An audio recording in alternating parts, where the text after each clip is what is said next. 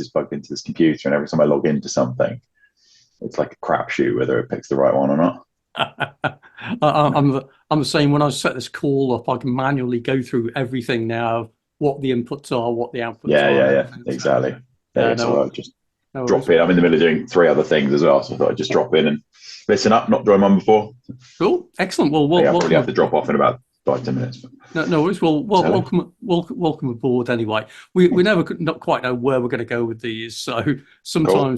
sometimes we have loads of people on. Sometimes it's just a couple of people. Elena's one of our regulars, who is a real, I would say, an expert now in the metaverse world. So if you want to know about stuff about metaverse, she's really good on that. So what brings you along then, Ben? What's your area of interest? A bit of everything really. I mean, I've that digital Commonwealth channel I probably added to like a month ago maybe. Hmm. I've known James for a while. I think I've been to a couple of his conferences, so I thought, yeah, there's a reasonable community on there. Yep. Dive in and say hello, see what's getting chatted about. Sunday afternoon, normally Yeah. kids' bedtime though, so I think it's Yeah. either a very good excuse to not do that because I've got a call, or I'll miss it. Yeah, I get exactly the same. It's there's never a good time to do these kind of things. Nah, I Um, mean, this is a pretty good one, right? Like, people can drop in, yeah, and it's not part of your working week. So. yeah, Yeah, exactly. great. What's your background, Gary? So I've got a variety of interests. I've been into the crypto space, or rather the blockchain space, since about 2014, 2015. Oh yeah, great. Started taking interest then. Ended up, I consciously tried to avoid crypto for about 2 years. Good luck. And then you inexorably get sucked into it. So my interest is in the technology layer that underpins it all. Specifically blockchain. That's right, and distributed ledger technology and the Yeah, various options around that. So I actually worked as a consultant doing work, particularly in the insurance sector, looking at using blockchain layer one type protocols for helping the insurance market, and then got into inevitably Bitcoin and then Ethereum and so on. And so I'm just fascinated by the whole space. So I've been involved. I set up one of the first meetups in London a few years ago, which was around the ICOs, so initial coin offerings. That's since grown into being wider digital assets. So we've got about 2,000 members, and we used to meet in London each month. We'd get a law firm to sponsor it and that kind of thing. So I'm just fascinated. So that's where I got to know some of the people you probably mentioned, James, and um, what was prior to the digital Commonwealth that he set up, some of the stuff he was involved in, City IM or Crypto IM and that kind of thing as well. So it's a great community. It's a fascinating area. And I used to run a weekly in-person crypto group in my local town. And then COVID kicked in, so I took it online killed and it I've never dead. left. Excellent. Oh, well done you. Yeah. Whereabouts are you based then, Ben? I'm in London, or just Okay. outside London, along with everyone else who lives in London. Yeah, That's Hertfordshire. Hertfordshire. Okay, Yeah, so outside the M25 then. yeah, exactly. Yeah. Just.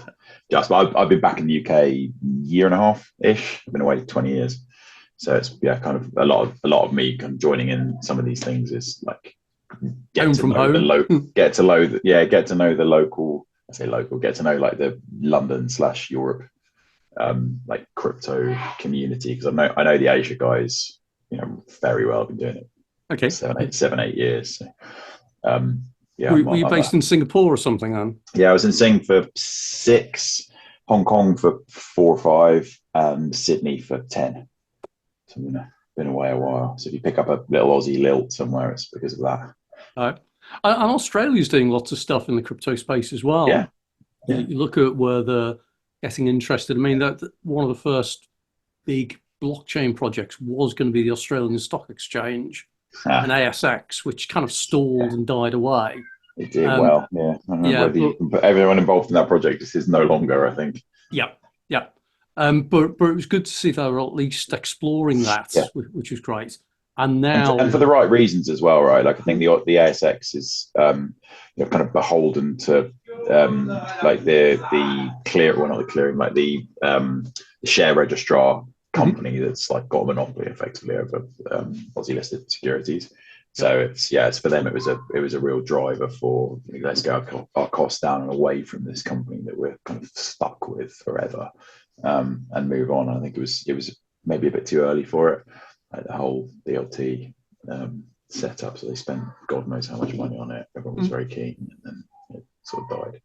But it's the reality as well. I keep saying blockchain, and I use the term crypto, but I mean blockchain and everything around it. It is still in an experimental stage, really. It is about discovering what works, what doesn't. It's a $1 trillion experiment. It's pretty good one. Yep. Yeah. But $1 trillion sounds like a lot of money. I mean, the market cap of crypto at the moment is what, 2.5 trillion thereabouts, which sounds like a lot of money. But compared to traditional financial services, it's still a drop in the ocean.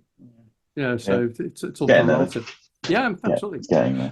So are you involved like day job wise in the crypto world then? Yeah. So my sort of crypto, very quick, brief CV has been ran a bunch of electronic trading businesses for investment banks. So I've ran UBS and Deutsche in various regions for equities like algos and DMA and low latency trading and all that sort of stuff.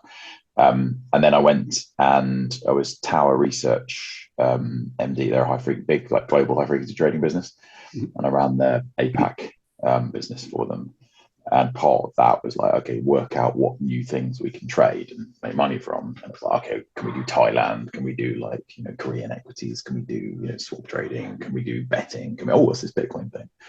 Sort of 2016, early 2017, and decided to, build that out. And we started trading with, easily the biggest trader on the street globally by miles, like 30% of Binance on some days.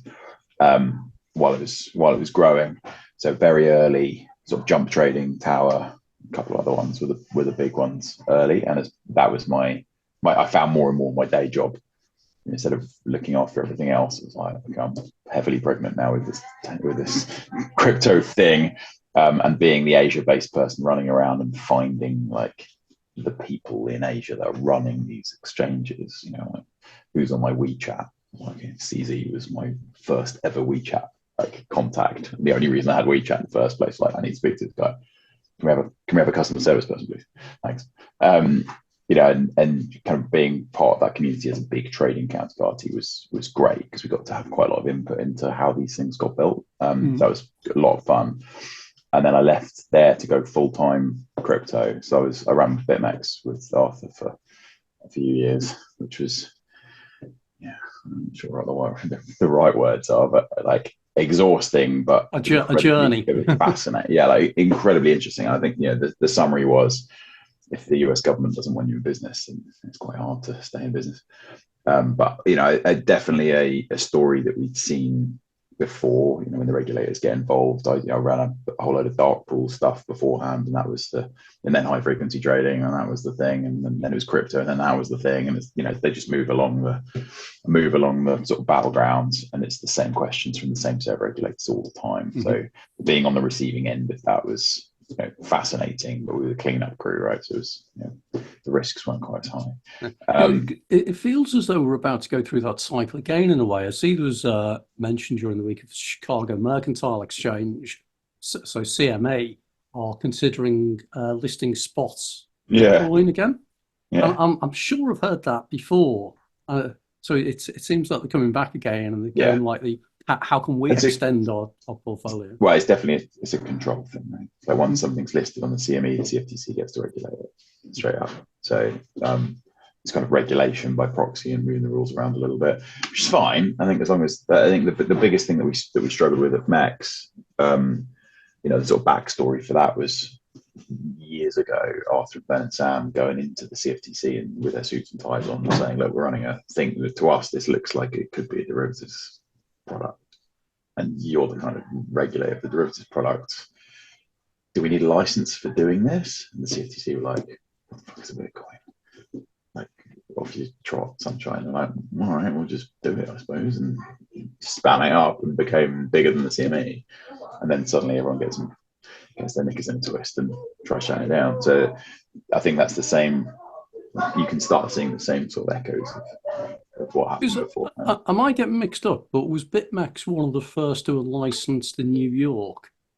Yeah, no So that's a licenses. Bitcoin license. Itbit, yeah, there's a Itbit ones. They had a first New York exchange license, and then the other sort of New York crypto licenses, like guys like Gemini. Okay. But yeah, Ibit was the first one, and they never took off. The guy who built that was first, and he got this license. It's like, I've got the license. Surely now I'm going to be the biggest business. And all that happened was that the pseudo Chinese exchanges just ramped up and slapped 100 times leverage on everything, and number go up, and viral marketing and all these sorts of things. So yeah, lost in the end. So, and then I've been working at Amber, who are a big Chinese like conglomerate. Better kind of probably the best way of explaining them, but they did a bunch of everything, including Metaverse. Elena, they had a couple of hundred people working in the Metaverse team at one point.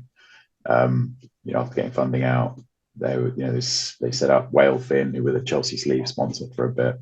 They've got a big institutional business. They've got a massive wealth management business. They've got this wealth management do everything app. They had power trading that they would help Bitcoin miners with. They had NFT trading. They've got high frequency trading arm. They've got an asset management business. Like, it's a bit of everything. And I left in January. It's end of December, beginning of January, to build my own startup. So I'm now gainfully unemployed, but employed by myself. So are you at the point where you can share what you're up to yet? Yeah. So Vertex, I've been inside enough of these companies now to realize that it's still very immature. As I'm sure you can, you guys know as well. But the certainly the institutional industry, what I would call a broker sell side, like there's lots of words for it, but effectively people who are trading on behalf of other people. So taking orders from someone, doing them, and then giving some prices back to someone else, right? That's kind of roughly what I mean by a broker. Even now, it tends to be companies that started off as a high frequency trading firm or a market maker or a prop shop of some description, trading their own money. And then some clients came to them and said, can you buy me some Bitcoins? And they were like, sure. Now they have a client business that they never intended to get. And that client business has grown successful over time, but it's effectively been cobbled together by Python scripts or copy and pasting from Telegram into a Google spreadsheet, which was fine 5 years ago, but now isn't. And a lot of them are spending ridiculous sums of money employing engineers to fix the problem, but they're all building the same thing as each other, right? Because there aren't any decent vendor products. So we're building a sort of broker in a box idea, one-stop shop. We just press the go button, and now you've got a platform that allows you to run your brokerage business without having to spend. And I guess it's just all API enabled, so people. Yeah, it's kind of modular, right? So you're like, okay, KYC, so everything from KYC, AML, client onboarding, CRMs, like order entry, web front end, Telegram bots, like trading system, OMS, algo platform, connectivity to the exchange, reporting, regulatory reporting, audit trail, general ledger entries, everything. Cleanly all plugged together so that the smaller guys certainly could just shut down their expensive like internal house builds or bad internal house builds or non-existent internal house builds, put in something that's going to kind of carry them through the next phase, especially from a regulatory perspective. And the client expectations as well, and how you can compete, because you've got a sort of network effect of clients that'll help them as well. And then the bigger guys can start adopting it. And then obviously in the future, like 2-3 years down the track, when HSBC realizes it doesn't have a crypto trading platform, then we step into institutional. So that's kind of the 2-minute skinny. No, that's really interesting. So it's effectively it's platform rather than like a custodial or kind of thing. Yeah. It's like, and the idea being that I'm not going to write Fireblocks, right? So it's like, okay, who's your wallet provider? And you open up the config screen and you click Fireblocks, you type in your API key, and then you're done, right? Or you click,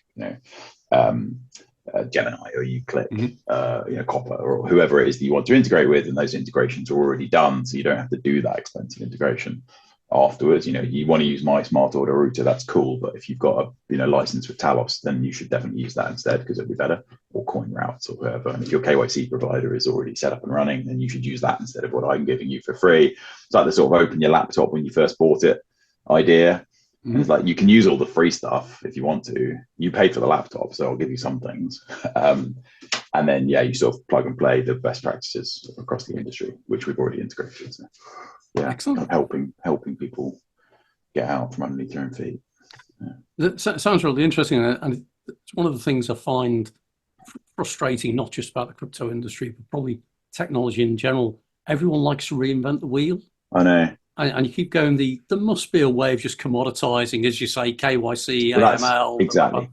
That's a really good word, actually. It's like my goal is to commoditize all of the stuff that should be commoditized and let the people like who are running these businesses compete with how they should be competing. No, there is no benefit of having a slightly better Binance connector than the guy doing the same thing down the road, unless you're a high frequency trading firm. Yeah. In which case, you should definitely be. That is what you're competing with. But even with that, you can go down the road of, well, we've got our gold platform that guarantees response speeds, blah, blah, blah type thing. So, yeah, I mean, that sort of does latency matter conversation that goes around in the crypto industry all the time. It's like, oh, we've got a really fast one. You know, we've got these amazing engineers writing all this stuff in Go, and you know, they've got. And I ran like one of the biggest high frequency trading firms in the world. They're playing a totally different. It's because they don't know what the other guy's doing. They're like, we're really fast. And you're like, you're not. We used to buy like the Intel CPU pressing machines and reverse engineer them to work out how the CPUs are put together so that we can like short circuit them and make them go faster. Wow. And like we were like buying bits of land in Vietnam, putting up laser beam towers. You know what I mean? Like you're using the AWS backbone to pass your data around the world. It's just firing radio off of like weather balloons. It's like just a totally different ball game. That's where I find it funny as well. I was involved in some high frequency trading on commodities years ago, and that was where at the time we were looking for a response of under 30 milliseconds worldwide. Yeah. These days, 30 milliseconds is an age. Yeah. And then you come into crypto and Bitcoin. Well, a Bitcoin block is only mined every 10 minutes. So how does high frequency fit with that? It doesn't. You have to operate your own pool, your own liquidity. Yeah, it's certainly for the on-chain stuff. Yeah. And then it comes down to like techniques, right? You're like pre-mining stuff ready to go, and then you're just finishing the last bit and you're flicking it or whatever you happen to be doing. But it's an arms race, right? It's like there is a financial incentive for being quicker, and if that financial incentive is more than the amount of money it costs you in order to do the thing that makes you quicker, you should do the thing that makes you do it quicker. Yep. That's the whole thing, right? And it has a half-life of crypto is a bit longer, but in CME and Eurex and stuff, right? The Eurex, the fastest guy in Eurex is like 9 nanoseconds. I mean, it's ridiculous. There's a chip that someone's paid God knows how much money for, and all it does is like cancel orders.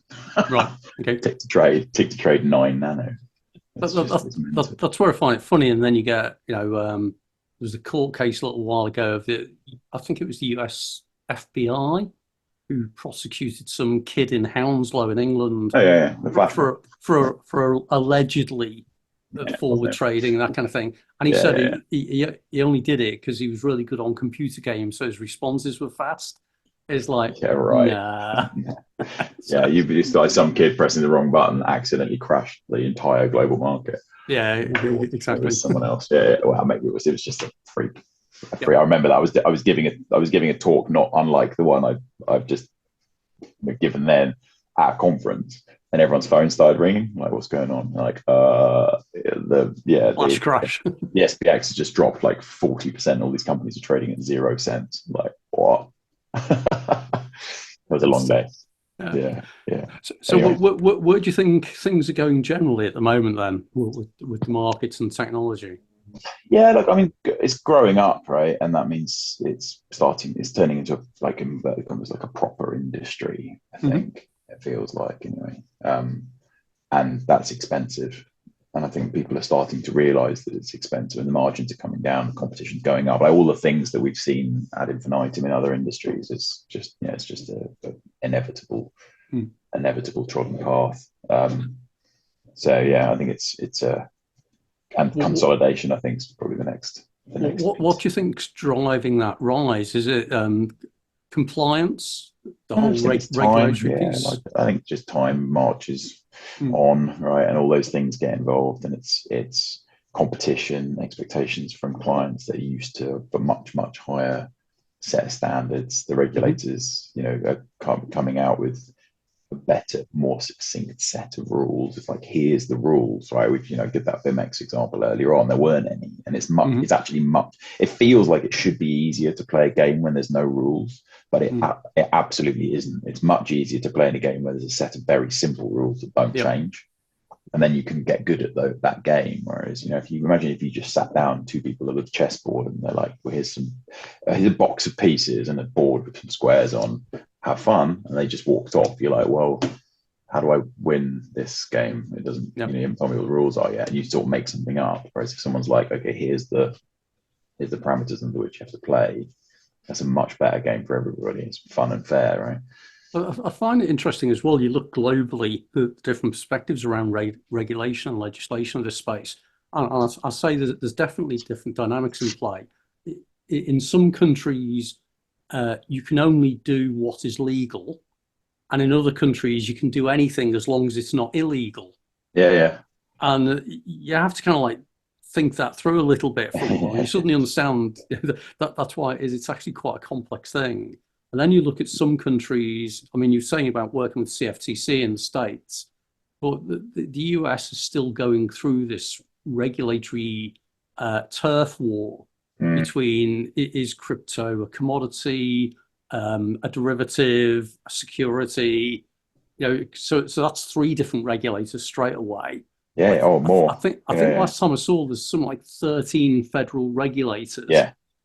Just for crypto, right? Or just for digital assets. There's a really good graphic that shows who they all are and how they're all connected and what they all do and so on, and who's the people inside them and blah blah blah. I think a lot of that regulatory stuff, it will, I can't remember who pulled out this stat. It might have been James the other day, but 60% of the world goes to the polls this year. And so the governments that are in charge of like setting the tone for those regulators are, in many cases, going to change. Okay. And in a lot of those cases, become more crypto friendly, or at least less crypto unfriendly. Yeah. If you've got something ridiculous like 1 billion Indians under the age of 30, and they're all like, this crypto thing's cool, and then a government who are trying to get all those people to vote for them, you kind of got to start thinking that will at least loosen up a little bit. Same in the US, and it's kind of turf war stuff. It's kind of I think that is interesting though, because I have an interest with India, having done some stuff there and get involved with companies now, and that they keep consciously avoiding making any decisions, and they've done that for several years now. So the Reserve Bank of India is typically anti-crypto. The Supreme Court came to a decision on something a while ago that was pro-crypto. But you're right, that they're actually going through elections right now. But the reality, having listened to people based out there, is that it'll just be the re-election of the existing government again. Maybe. Yeah. So they probably won't move much on that. Very possible. I mean, India's a great example. We had a lot of development teams out there building the crypto connectivity. And India, I don't say it was a court, might have been Parliament, but they came up with this draft bill that basically said owning, trading, or enabling working and trading, i.e. working on the things that allow crypto to occur or be traded, is going to be illegal, and it's imprisonable by like 10 years. And I booked all of the guys' flights immediately, just in case. Stuff like that. It's like, you can't run a business if you're worried about like your whole office getting arrested. It's crazy. But yeah, anyway, so trading's my sort of thing, right? Or the trading side of crypto, and then a sort of passing interest on the rest of it. And when I started, crypto meant Bitcoins on a website with money, numbers go up and down. And now it means like everything else. It's huge, right? There's a Elena will attest to, all of these things we've just touched on also have a huge implication for your world. I would imagine, like legal structures and what you can do across borders and what the regulatory aspects are and whether politicians are happy for this stuff to happen, and et cetera, and not totally away from the trading side. So, well, that's where I think Elena's timed it right with the metaverse, because that actually offers an interesting intersection point between the digital world and the physical world, and the whole regulatory piece and physical assets, digital assets, and that I just think that the metaverse may actually be one of the major intersection points on that. So they're definitely fascinating. So we'll see where it goes anyway. Gary, you said I might have done right. I hope I did. Yeah, it is fascinating, very much so. It's when it starts developing and when it reaches the average person's life, it will be unbelievable. But at the moment, it is in a very, very beginner stage. Yeah. Do you think so? Yeah, I agree. I think that the one interesting thing, though, is that by the time it matures, the regulation and legislation should be sufficiently stable and mature enough to actually enable it. So it's a little bit like I always used to describe crypto as being like the gold rush in California in the 1800s or whatever, where everyone goes out with pickaxes, everyone's digging into the ground, thinking this next great thing. But what actually happened in the gold rush was the creation of the railroads, the infrastructure, the housing, all the baseline stuff, that when the gold rush went away, the railways were still there, the hospitals were still there, the accommodation was still there, and the next evolution came along and started using that. And I think that's where crypto's going through a regulatory settling down and shakedown right now, which means by the time the metaverse properly matures, it should have a more stable infrastructure to operate on. That's where I think. So that's why I think your timing is right. So we'll see. I notice we've got Ken joined us as well. Just want to bring Ken in on as well.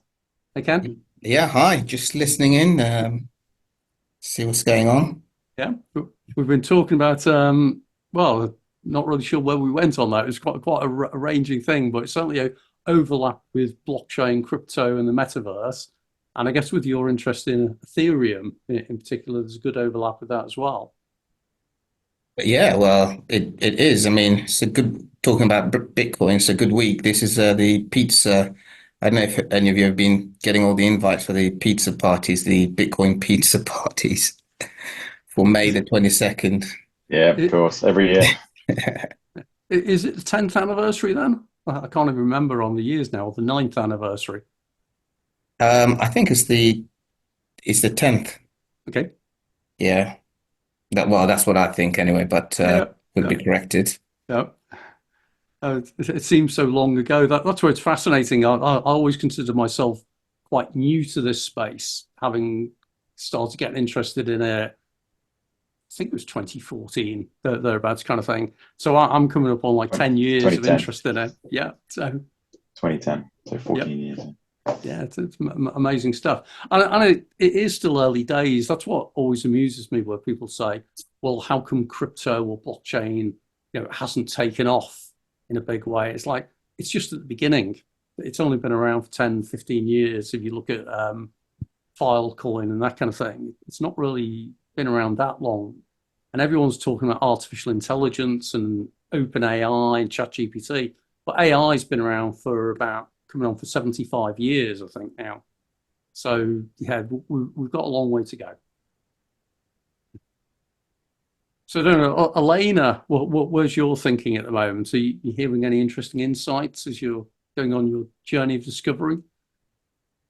My thinking is just to pass the exams, to be honest. And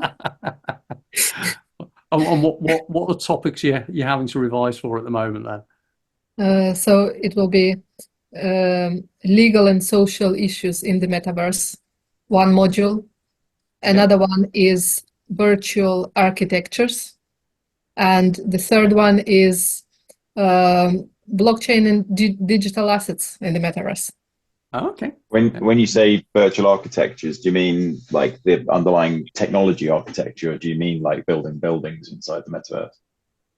The module that I studied, we started with just getting and understanding what architecture in the metaverse is, like Zaha Hadid's and others. Yeah. And then it continued into voxels and how to organize the virtual environment around you. So that was a very technical module. I'm very happy I did it, but I don't see myself being a virtual architect. But I really am happy I have a That base. will genuinely be someone's job one day, won't it? Yeah. So, Elena, you're normally the one who asks the great basic questions to explain something to others, but you've just described something quite complex there. So could you just go into that a little bit more? What do you actually mean by the virtual architectures? Is this like roadblocks building blocks, or is it more like the actual infrastructure behind the metaverse? The short answer is yes. Yes. So it's both. But yeah, there are different aspects. There are so many aspects in it. There are digital twins.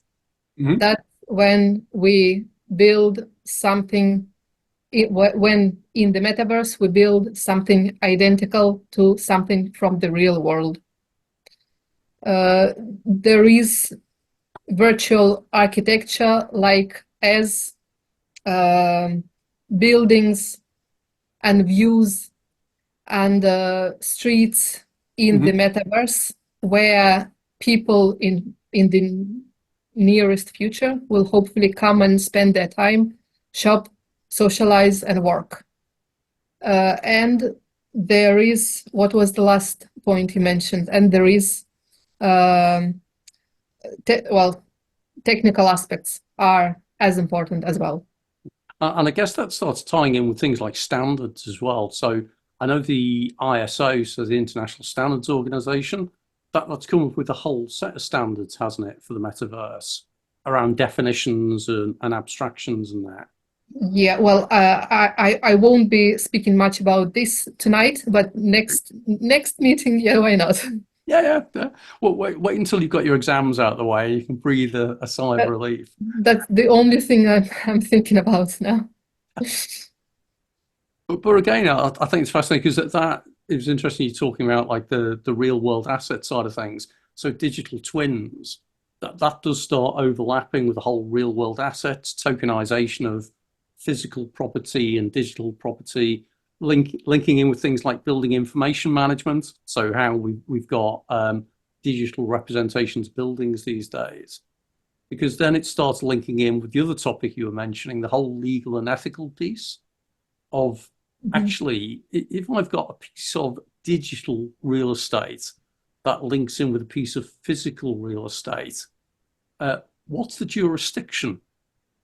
So for the physical property, you know what the jurisdiction is. But if you've got a digital equivalent, what's the jurisdiction? Which is the governing law? Is that something that's been explored at all? A great question that opens up so many more questions right now. Well, I mean, the SEC basically, for example, just, I don't know if this is anything to do with it, but with Ethereum, early on, when a lot of the when it was proof of work, and a lot of the basically validators were based in the US. The SEC used to claim jurisdiction because it was saying I think some of it's still going to court, or it went to court. I don't know, it just disappeared. I don't know when they moved to proof of stake, but they were saying that because the majority of the validators, those below 50%, were in the US, that gave it jurisdiction. But that was at the same time when the majority of validators were actually in China.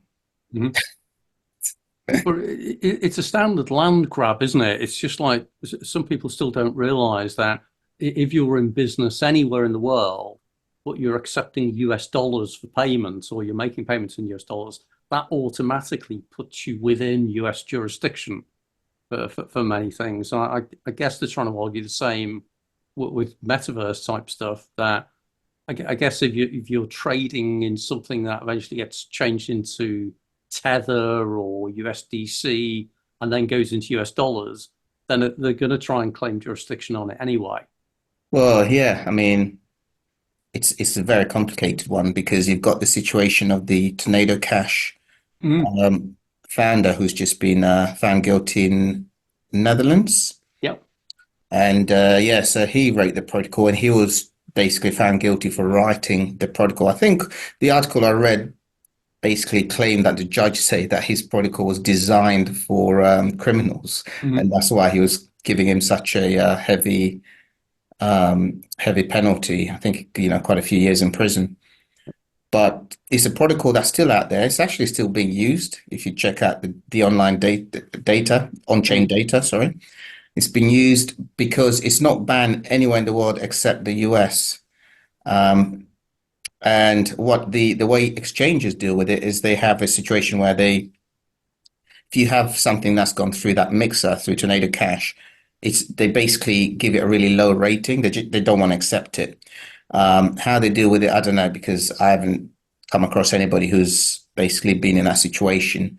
But apparently they basically they use chain analysis to see if your ETH or your token or your USDC, whatever has been put through Tornado Cash before it arrives to them. But like I say, so somebody could basically use Tornado Cash in South Africa, and then he sends it to somebody in the US or in Germany.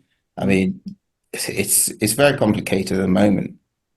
It's fascinating as well because what it looks like is that there's more and more abilities to have like a blacklisting of certain assets if they've been through like a mix or something like that. And if you've got the ability to blacklist transactions on exchanges and that kind of thing, that automatically means that you can't argue that you're operating a censorship-resistant network. So it kind of blows that whole idea of peer-to-peer payments with no intermediary and that kind of thing, and decentralization. So yeah, it's an interesting thing. So for those who don't know, Tornado Cash was a protocol, if I remember correctly, that allowed mixing in order to provide privacy on transactions. And that's where the US, I think actually that they actually applied through to the Netherlands, didn't they, to say, well, actually, that's obviously for criminal activity because who'd want to obfuscate where their money comes from or goes to? Unless you're criminal. From everyone. Yeah. They added the protocol. I think it's the first protocol to be added onto the OFAC sanctions list. So the specific protocol has been sanctioned. That just makes it crazy. So for those who don't know, OFAC is operated by, I think it's the US Treasury, but it's something that globally, it's effectively a list of companies or individuals that you can't trade with because it's like a sanctions list. And this is in traditional finance markets, not just crypto. And so anybody who is in business who accepts payments or makes payments of any size really has to make sure that any counterparty is not on the sanctions list. And so they've extended that into the crypto realm, which is just going to make it harder and harder. So yeah, interesting how we get this overlap and real world legislation ends up kicking in anyway. So I've been joined by JT as well, who's always interested in the privacy side of things. Yeah, sorry, I was just listening to you guys. Yeah, look, it looks like they are actually making it. It wasn't illegal to actually create software. Yeah, it was how you use it, right? So, but now they are making illegal to make any software that allows to mix cryptocurrency. Yeah, there's an interesting precedent there, isn't there, about like that the PGP stuff from like the 90s, where it was like, right, we're going to call this a weapon, because it allows you to do, like encrypt stuff in a way that means that the government can't look at what you're doing. So, we'll classify this thing as something specific. We can't get you for it here, but you're not allowed to export weapons out of the US. So if you do that, then that's what we'll get you for. So similar to this. I haven't read the fine print, the This law. this is even worse. It's actually now what they are saying is that if you create any software that doesn't matter what it is, that mixes cryptocurrency, it's an illegal offense, and it's not even it's a weapon or whatever. It's not. They're not classifying like that. Actually, they're just making it illegal to create any software that mixes cryptocurrency. Yeah, that's scary because that's a next level, And listen, I'm not supporting all of these stuff like Tornado Cash, no, not at all, But going to the point where they're going to start to make certain type of software illegal, it's just ridiculous, to be truly honest, But it does go back that originally cryptography based software was on the list of US government controlled products, and so you couldn't export it without a license, and they wouldn't give a license. And then they kind of relaxed it. I think it's more and more cryptography went open source. They realized the genie was out of the bottle. So it does seem like we're kind of going back to that in a way. Yeah. Which makes it difficult if you're a company who specializes It's a lot worse in than that. cryptography. Because if you are, let's say, I don't know, in Thailand or in any European country, doesn't matter, whatever country, you create such type of software, and if any American uses it, to mix cryptocurrency, they can come and get you. I mean, it's not even just the software that you are an American or you live in the US and you make it in America and you're not allowed to export it or whatever. It's not about that. It's anyone in the world that makes a software that mixes cryptocurrency. If it's used by one American, that's it. You're done.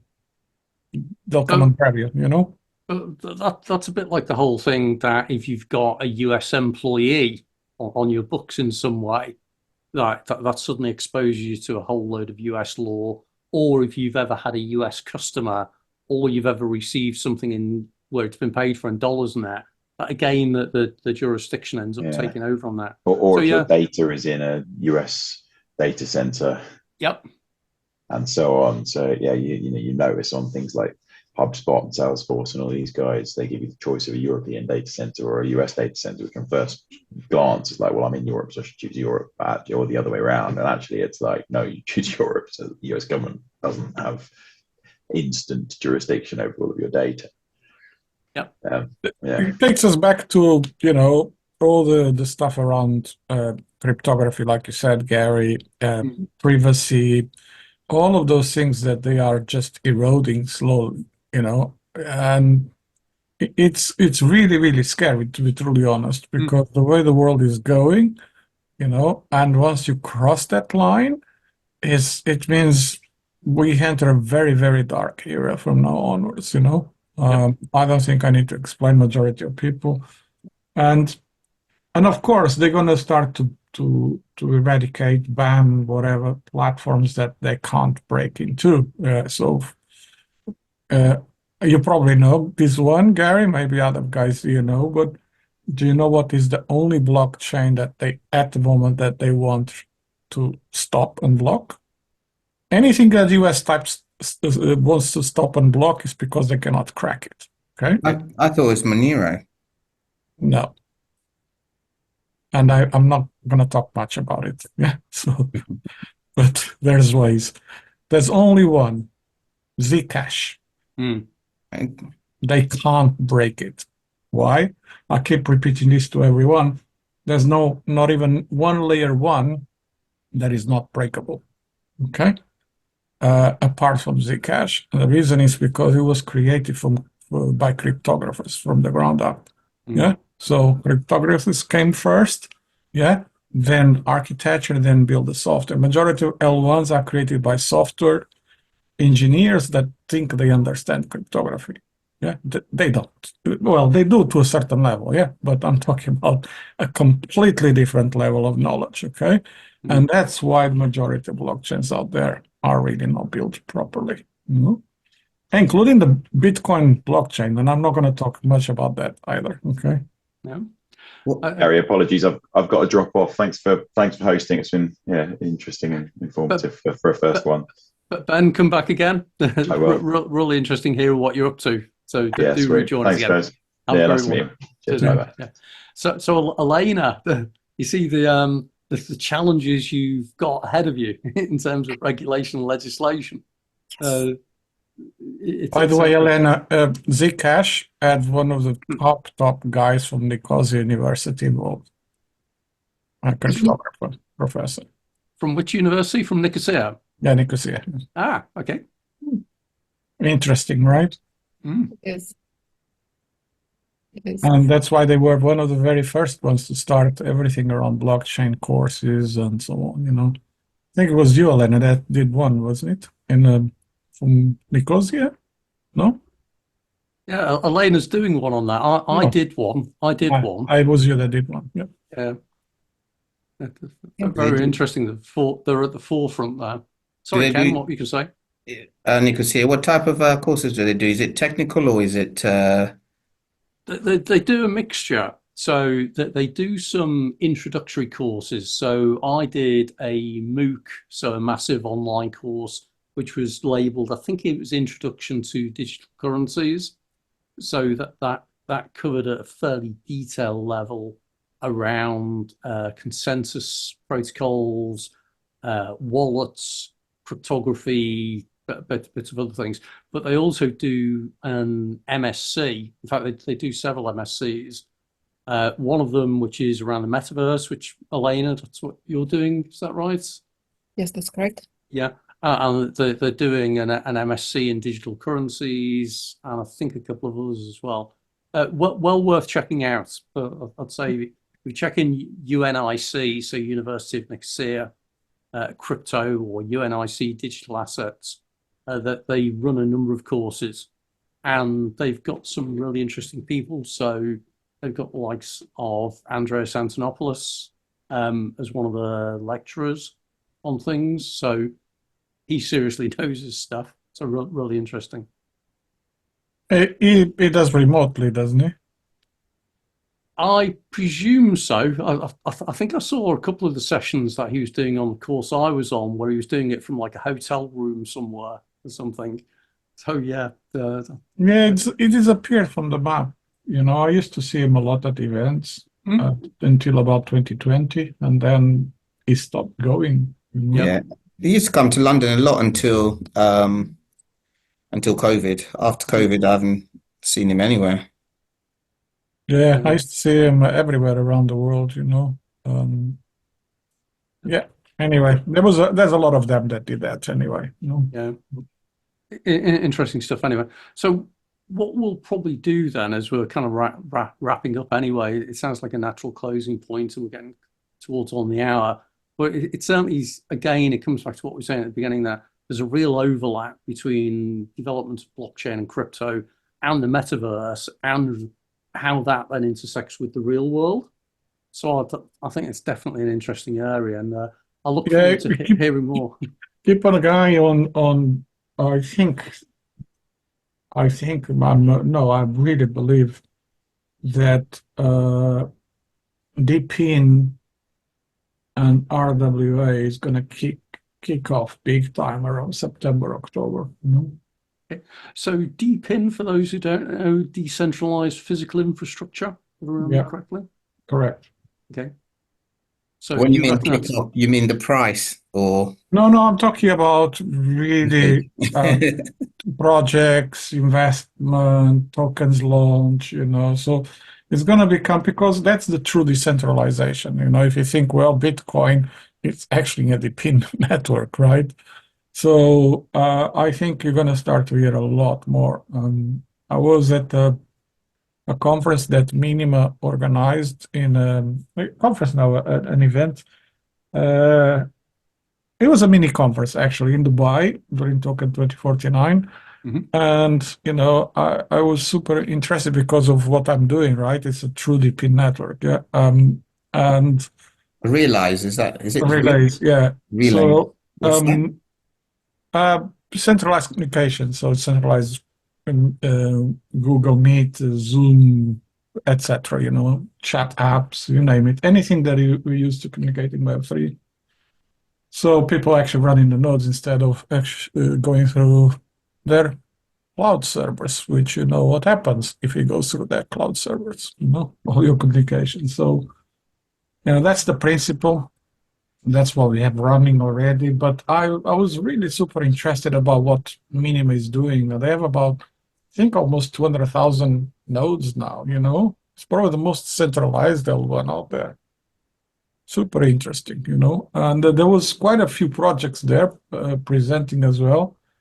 And I was a bit impressed, you know, with some of them. So I think we're going to see a lot more. Okay. Well, we'll keep an eye out from that in the forthcoming weeks. A good one to watch out for then, or the forthcoming months at least. Did you know, Gary? I think that's the future, because if we don't do that in Web3, it just defeats the purpose of Web3, you know, and blockchain basically, you know. Go with that. Right, folks, going to have to call it a halt. Really interesting evening as always. I hope everyone who was on the call enjoyed it. Hope anyone watching the video afterwards likes it. So come on to a future session. I shall see you all again. Have a great day. Yeah. See you. Bye. Bye now. Bye-bye. Bye.